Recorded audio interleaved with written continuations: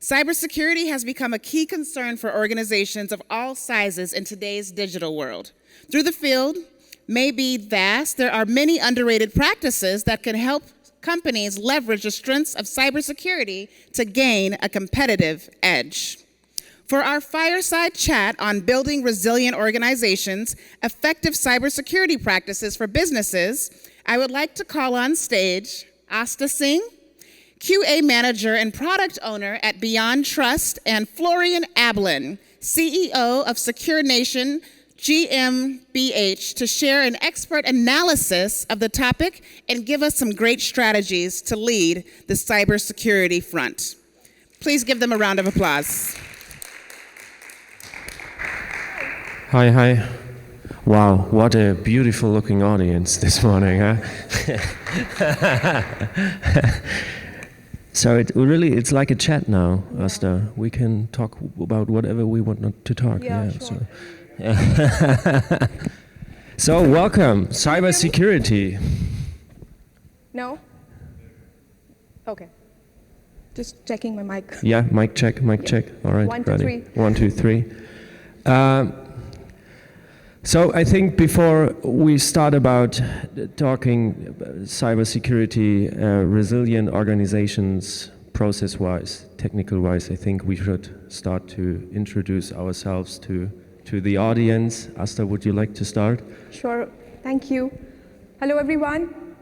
Very good morning to you all. My name is Aastha Singh. A bit of introduction about myself. I have over 12 years of experience in software industry. I have been in diverse roles such as quality assurance, automation testing. I've been in Scrum Master role, and in my current assignment, I am working in 2 capacities: quality assurance manager, product owner for a SaaS-based product in BeyondTrust. A bit about the company. BeyondTrust is the worldwide leader in intelligent identity and access management. We offer one of the most advanced privileged access management solutions. And our vision is to create a world where identities and access are protected from cyber threats. So Laila already mentioned the topic for today, building organizational resilience with effective cybersecurity measures. With me, I have Florian. Would you like to introduce yourself? Yes, of course. My name is Florian. We came the far way from Germany, and I don't know who was in this room at the first day when someone started up the challenge in regards who had the longest travel to Las Vegas. And we said, we are from Germany, and then someone came, I'm from Tokyo, and everyone was saying, oh yeah, then Tokyo won. But I Googled it. Germany is 30 miles far away than Tokyo, which is Frankfurt, so it was wrong that Tokyo won. Germany won. We had the longest travel, but just to make that clear from the beginning. So I'm a business owner. I'm having an own holding company, and we're constantly looking for companies, helping them to develop. And of course, we are setting up own companies, like our entity Securenication is one. We are an IT security consultancy with an international service throughout the whole world.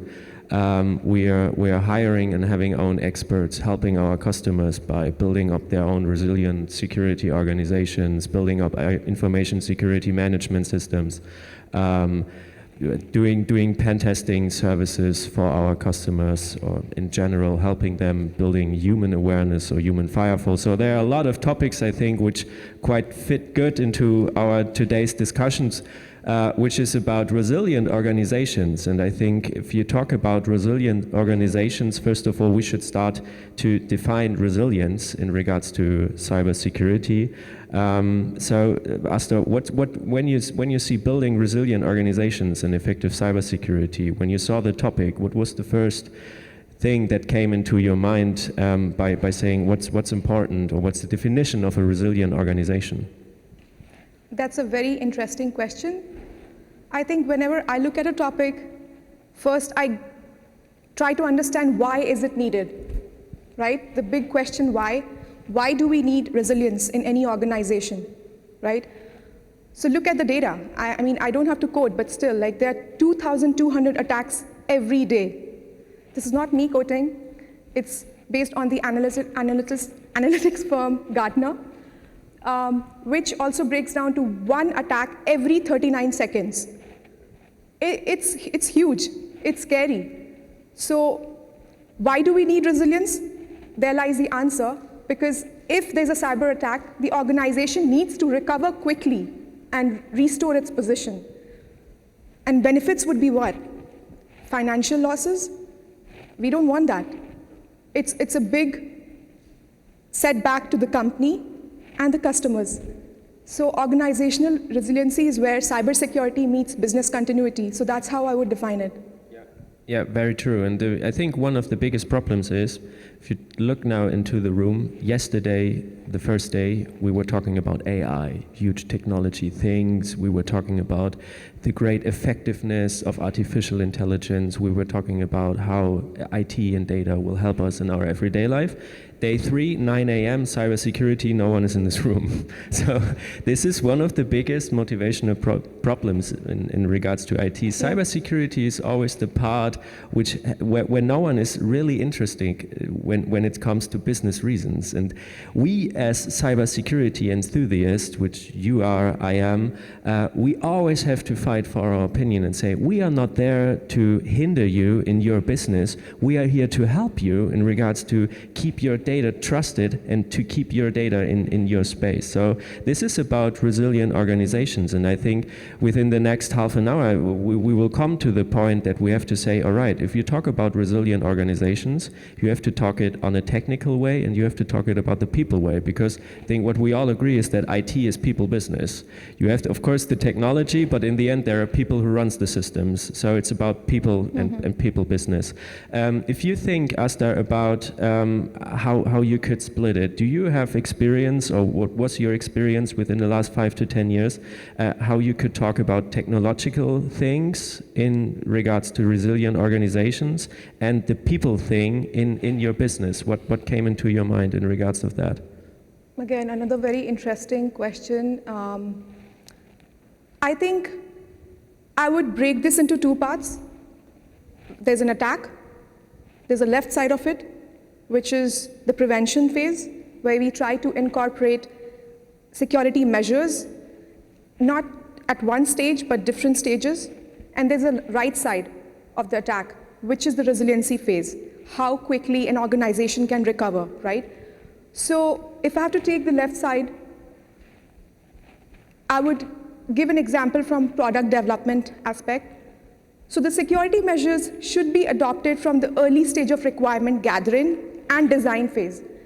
So I will broadly categorize product development into 3 stages, 3 Ds actually: discovery, development, and deployment. So when it comes to discovery phase, what are we doing there? We are trying to understand the customer requirements, what problems are we trying to solve?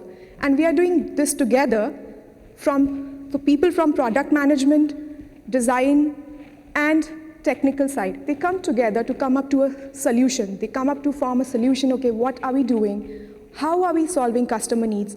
How we can incorporate security measures? For that, they need to anticipate what are the security risks involved there, right?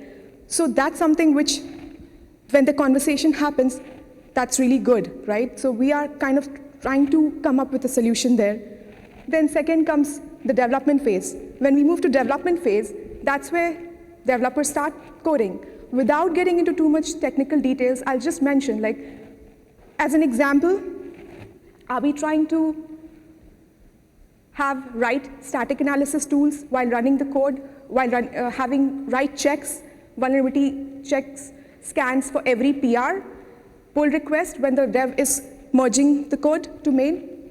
So that's the first step. Then when you move to testing phase, which is a part of development, because in Agile, it's like a cross-functional team, right? So it's a part of development. So when we come to testing phase, are the QAs incorporating right testing strategy and test plan? Now, quality assurance and security engineers are different people with different expertise. So are they collaborating with security engineers to incorporate those security concerns as a part of test plan? security use cases, are those included in test plan? So these are some of the ways where we can try to incorporate, and the backbone of everything is people, right? They are doing it. So that's one thing. Then if I have to talk about resiliency phase, when an attack occurs, are we having the right incident response plan or disaster recovery plan? That won't come when the attack occurs, because 75% of the organizations are making up the plan as they go. I would 100% saying the same. From our point of view, if you take a look into German market, the backbone of Germany is the Mittelstand. And I know a lot of CEOs and business owners in Germany who were not interested in cybersecurity. Then there was an attack, and afterwards every CEO was 100% aware. Full budget, everything, huge firewalls, internal management systems, certifications after ISO 27001. So we have a lack of awareness till something happens, and after something happens, 100% of awareness. So this is also a story. But this is talking about resilient organizations from my point of view. The biggest problem, and of course the biggest task, is an organization. If you take a company, you were talking about development processes, and if you talk about development processes, you have a lot of people who are known to IT. So at least they know how IT works. Maybe they don't interested that much in security, and they think that it's a waste of time having a multi-factor authentication, because if I just write 1, 2, 3, 4, enter, and then I'm logged in. So, but in the end, they know something about IT. But a lot of our customers, they are non-IT companies. They are banks, insurance companies, transportation companies, airlines, and so on. So there are 100,000 people in a big company. 1,000 are doing the IT, and the rest is doing the business. And they are just using the IT. But in the end, it's an organization. The whole thing is an organization, and you have to put security measures into the organization, and you have to talk with people who have a lack of IT knowledge and of course a lack of cybersecurity knowledge. You have to train them and you have to aware them, because human awareness from our point of view is one of the biggest things regarding talking about resiliency and resilient organizations. So how do you have something like trainings when you go to the customer, and how do you approach by train the people who are not IT enthusiasts? So what's your opinion on that? It's always good to train your own people first and then go to the outside world and train them, right? So as an organization, we should try to inculcate the best practices we have. So when we talk about training, it can be a click on start, watch the video, and get done with it, right? But how can we add additional layer? How can we as a leader get out and try to enhance that experience? There are many applications these days which offer immersive training.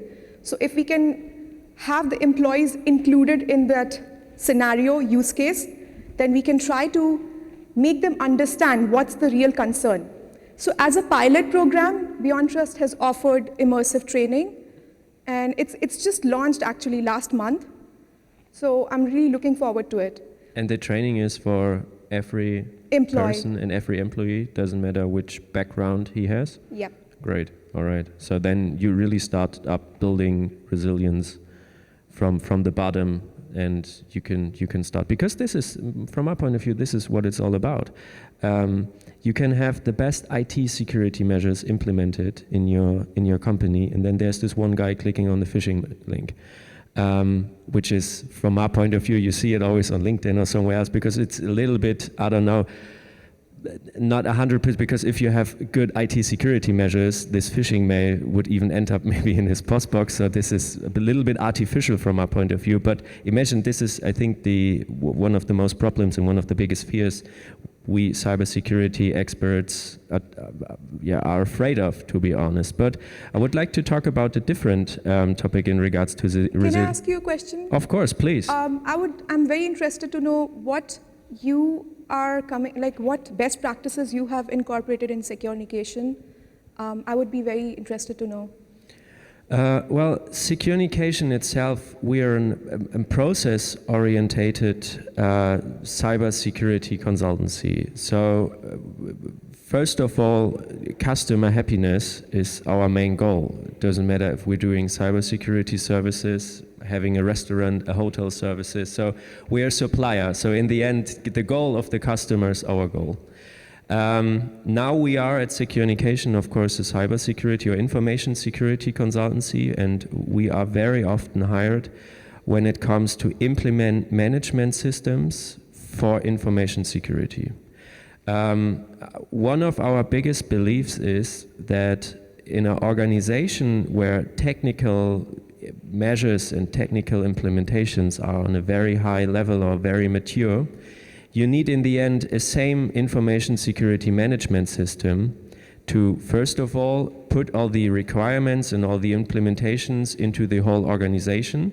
And on the other way, if there's a technical guy who's saying we have this and that issue in our firewall, or we have this and that issue in our IT data center, our servers aren't patched, we have a lot of vulnerabilities, some vulnerabilities are that it's toxic IT components and so on. So a lot of technical phrases and a lot of technical words. And you have to put this into a vocabulary or into a language where all of the other guys, and especially the top management, is making it them understandable. And you have to talk about risk management. Because a risk management, part of a management system of information security, is, from our point of view, so important for an organization to put things into perspective and to prioritize things. Because and CISO, an information security officer, which is normally the one and only guy who is responsible for the information security in a company, if he is a guy which is saying security or nothing, he will run against closed doors each and every time. And if you are familiar with, I don't know, enterprises, 5,000 and more employees, so the CISO very often is not the guy you want to have at the table in regards to business meetings. So having this strong CISO which is saying we have to do cybersecurity or nothing won't work. The other way, just concentrating yourself on your business and have a lack of information on cybersecurity maybe will work, but just for a certain amount of time. There will be the one day where a hacker attacks you and then everything is over. So in the end, it's just an amount of time. So you need like a little bit like a politician or like a diplomatic person from a CISO perspective who has the interests of the business on the other side and the interests of cybersecurity compared in a person, and bringing this mixture into the organization, onto the table business meetings. And this is done effectively by implementing information security management systems. Because imagine you have a risk or two risks, saying, all right, our servers are unpatched and we have to invest €1 million now, or $1 million, by setting up a new IT data center and implementing a lot of, I don't know, firewalls, or we have to, our servers are that old, we need a new second electricity stream into the data center. So a lot of money has to be invested. And then on the other end, you have to, you see, all right, a lot of our employees aren't aware, aren't trained. Also, a very huge concern over there. We need $500,000 over there for trainings and so on. So a management system now gives you the opportunity to take a look at both risks. Very, very rational, saying, all right, what is the worst case scenario in regards to risk 1 and in regards to risk 2? And then you can, there are 1,000 different ways to do it, but all combine or all having one thing in common. In the end, you have a prioritize, or you have a risk number or risk indicator saying this one is this one's big and this one not, or this is bigger and this not. So you can say, all right, let's start with this one, €500,000, and then next year we do the other €1 million. And we have in mind that we have an open risk over there, but we are aware that we have a risk over there. So this is a huge advantage. One of my first jobs was at a very huge insurance company, which is worldwide known. I don't know if you know Allianz, but it's the biggest German insurance company we have. And we had a CISO over there, which was like my mentor in regards to information security. And he said to me, Florian, you have to know that red isn't the biggest fear in your KPI reporting when it comes to risk. Red is not the baddest color. The baddest color is gray, because this indicates that you don't know it, if it's bad or good. So gray is the number, or the color, not the number. Gray is the color you don't want to have in your risk reporting. Red, you know that you have a problem over there, and you know it, so it's transparent, and you can face it in 1 year and 2 years because you don't have money or you don't have the support of your CEO or whomever, but you know it and you have to can look at it every month. Is it still okay? Is it still okay? So this is the reason why we are not a product-orientated company, or we don't have this strong technology in our background, or saying this is the best firewall and this is the best server setup. We are a company who wants to implement management systems and the best way for each and every problem, because no organization is the same, and this is the way we try to help our customers. Perfect. I mean, thanks for sharing those insights. I think I agree with you. Every organization is different, right? So they'll have their own set of challenges. But some of the common challenges which I am observing over the years, people are working in silo. They are just focused in their role, what they're supposed to do, and that's it. But that's where we need to break the silos. As leaders, we need to make sure that people are talking. Different teams, they're trying to come up together and brainstorm over risks, first of all. What are the risks? What are the challenges? And then brainstorm and come up with a solution. So if, I'm getting into the solution part because I'm talking about the pain points. If we have those challenges, and if you all are also observing that, then I would recommend having a community of practice or guilds where different leaders from different areas, they can come together and start discussing on the challenges. And that way you're also getting different insights from technology leaders, security leaders. So it's a very great platform, and I think it really works well based on my past experiences. Great. It's from our point of view, it's a very cool idea to keep it up continuously. At 1:30 today, after lunch, I'm giving a keynote on this stage, and one of my topics is how you can combine communication in the security process, because this is what Securenication is about. We developed this name in regards to Securenication, which is the end part of communication, because what you are saying, it's about communication. We have to be transparent in our organizations. We very often IT experts or cybersecurity experts, they think that the persons on the other side of the table have the same understanding about IT or security solutions than we as experts have, but it's not. So they are doing completely different things in their everyday life. There are, I don't know, they in a bank they have a financial education, or they are sitting at the entrance. So they have a very different understanding. They're coming from a complete different region. And what we as security experts have to do is to presentate the very important things on an understandable way, on a way that the persons on the other side can understand what we want to train them. So building resilient organizations mainly is the responsibility of the experts, giving it on a very good, continuously way into the organization itself. So from my point of view, this is the responsibility of the experts of the CISO side. But I want to take the time, and maybe we have some questions after that, because 4 weeks ago, the same Internet 2.0 conference was held in Dubai, and we also attended over there. And of course, AI and AI regulation was one of the most discussed topics at the days over there. And I would just like to give you the question. What do you think about regulation when it comes to building resilient organizations? Should there be something like a standard saying, all right, if you obtain personal sensitive data as a company, you should have at least this and that security requirement, that a customer knows that if you as a company obtain or handle MAP sensitive data, that you have, at least in regards to your organization and to your employees, which are handling my data, should there be something like a standard? What's your opinion on that, or regulation? There should be a governance structure in place for sure, where people can discuss about these issues or about the expectations, so that they come on a same page about what is expected and what is needed. So I think, yeah, definitely that should be there. Yeah, from my point of view too, I'm always saying, if you think that in regards to IT, we don't need regulation, then we wouldn't need police officers in the real world. So because we in this room, I think we are all using IT for good.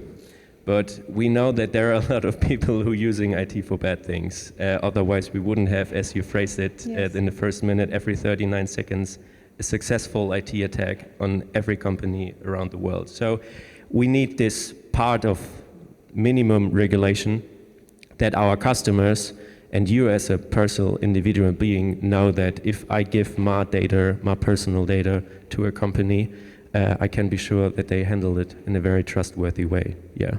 So, but just, are there any questions in regards to cybersecurity in the audience? So we yes, please. I can also give you. Oh no, there's a mic.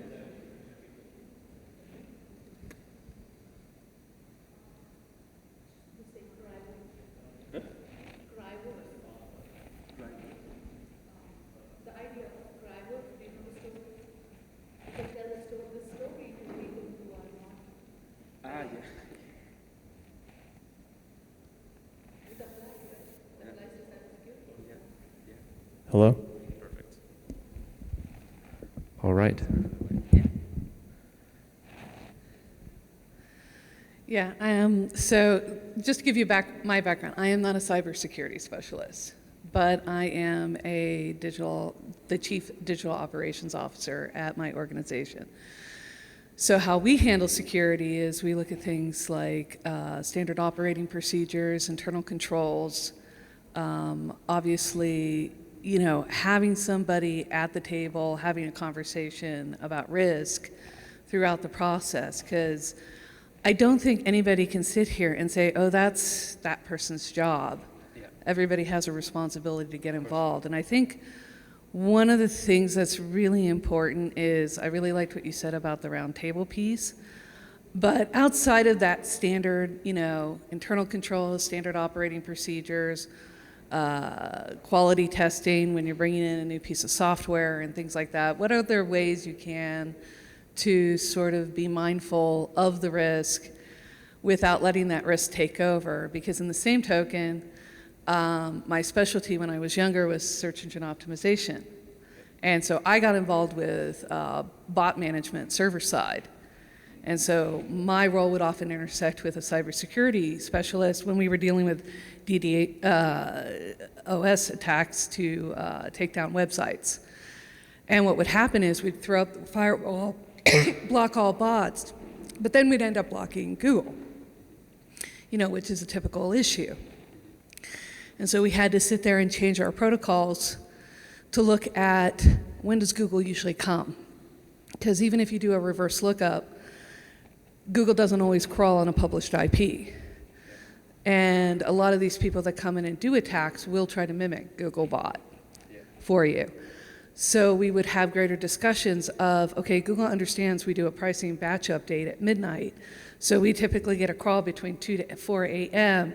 And then we would talk about, rather than having a standard wall, we would ease restrictions on non-published IPs during that time period, just in order to know that we weren't blocking something important, as an example. Yeah, everything you said, thank you so much for that, because it's so totally true, and especially the first thing, of course, it's the responsibility of everyone, and hopefully I was not misunderstanding, and when I said the experts are responsible for, not for security, but giving these security things to the people who are not aware, so doing it in a good way, in a good training way, this is the responsibility, but of course, if I'm a person working in an insurance company, handling the data of a person, giving his sensitive information in regards to his address, his name, his gender, his birthday, and about his illnesses or something like that, or why he's in hospital. Doesn't matter if this person is an IT guy or woman or a cybersecurity. It's his responsibility to handle this data in a secure and trustworthy way, of course. So it's the responsibility of all of us. But as we know, when we look into society, this is what I always say when I come to or go into companies, or I'm giving trainings or getting asked to give trainings. A lot of people are sitting there, why are we sitting here? And asking me that questions. I know cybersecurity is important, but we do this and we do that. Why are you here? And then I answer, because what you said, it's a responsibility from all of us, or of all of us. Because if you take a look in society, there are a lot of good persons, and then there are a lot of persons with, I don't know, bad intentions. The world is like the world is. So the world is also in IT. And it's an illusion, and this is what we have to talk about. This is the reason why we're doing it, why we're doing cybersecurity, because the world, it is how the world is. So we have to prevent ourselves, it's our job from all of us, to do it in a trustworthy and a secure way. Because if we would say we don't have crime and cybercrime and all of the other things, we wouldn't need cybersecurity. I'm 100% sure. If we would live in this utopia, of course, my job wouldn't be needed, to be honest, because we wouldn't need any cybersecurity reasons. But it is not like that. So let's stop talk about this motivational thing. It is how it is. So your job, my job, and of course you also, is to build up security in a way that a company still can work and still can do their business. This is our job, to put ourselves into this perspective also of the CEOs, the business makers, and all of the rest. And there's so much in cybersecurity. One person cannot do everything, right? We need a team of people who bring their own expertise to the table and try to make it work. And that's why we have a team and an organization trying to combat the attacks, right? And 3 weeks ago, there was one panel discussion in Dubai at the Internet conference where a woman in tech said something which completely stuck in my mind. She said that every time she's facing a problem where she needs to discuss it with her boss or with a customer, she tried to do this in the words the other one can understand. So, and this is what we have to do in cybersecurity. Then there was this question, and it's on YouTube from the Internet 2.0 conference. Someone asked us at the panel, I'm responsible for cybersecurity in my company, and my top management is not interested in cybersecurity. They just want to do the business. It's very funny because it's a clip on YouTube. You can look at it. And what can I do to make them more aware?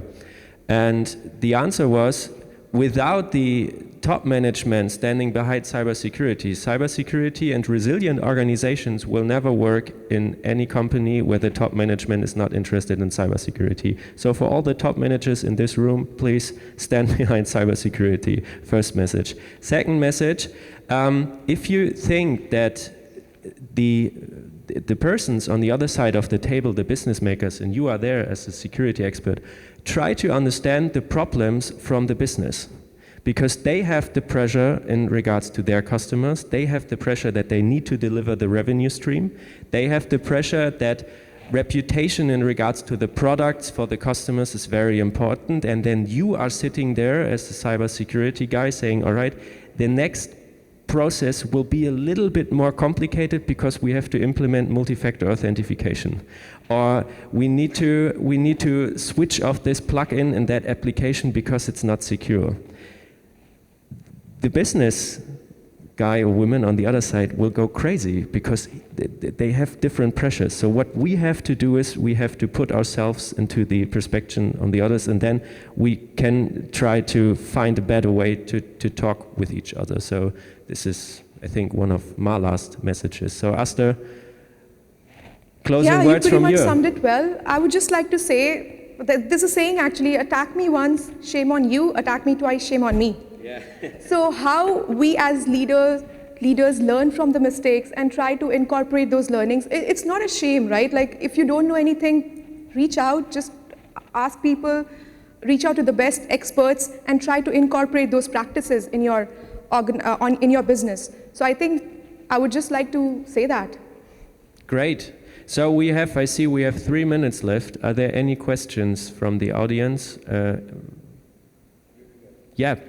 How do you guys find cyber insurance regulation changing, affecting those conversations you're able to have? A very interesting question.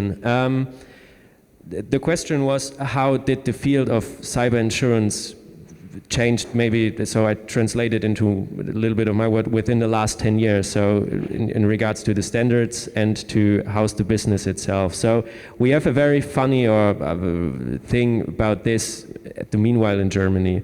10 years ago, cyber insurances were the thing in Germany. Every CEO of a 1,000-employee big company said, well, I don't need cybersecurity because I just insure it. And then I just have my insurance, and if there's someone, it's like crashing my car. Then I call the insurance company, and everything will good. So, huge thing. 10 years ago, the policy rate was about 100%. So you should completely insure your whole data center and all of your processes. If you take a look today, if you want to have a cyber insurance in Germany, it's like an audit in front before you get the policy letter of the insurance company. So the whole field changed. And I think what everyone with a cyber insurance company learned now is, or with a cyber insurance in a company, that it does not mean that you don't have to do the rest of the job. So it's just an additional thing you can do. Because if you have a cyber attack, your insurance company, of course, will come with forensic experts, but they want to know if you made a mistake and if you lied 2 years ago when you applied for the cyber insurance. And then they will say, all right, you made this and you made this and this mistake, so we are not paying the 100%, we are just paying 50%. And then you said, all right, I'm insured, I did nothing else, and now I have a huge problem. So the field in regards to cyber insurance companies, especially in the European Union, switched and changed within the last 5 to 10 years. So it is a good thing, especially for business owners, CEOs, maybe have a little better sleep at night. But it does not prevent you from doing all of the other preventive things in your organization. This is my answer to the question, and I hope it's a little bit like your opinion. I don't have anything to add to that. Great. Any more questions? No? Then I really would like to thank, we started with 3 and end up maybe with 25, so great KPI in regards to the audience. Thank you so much, and yeah, see you later. Thank you, everyone.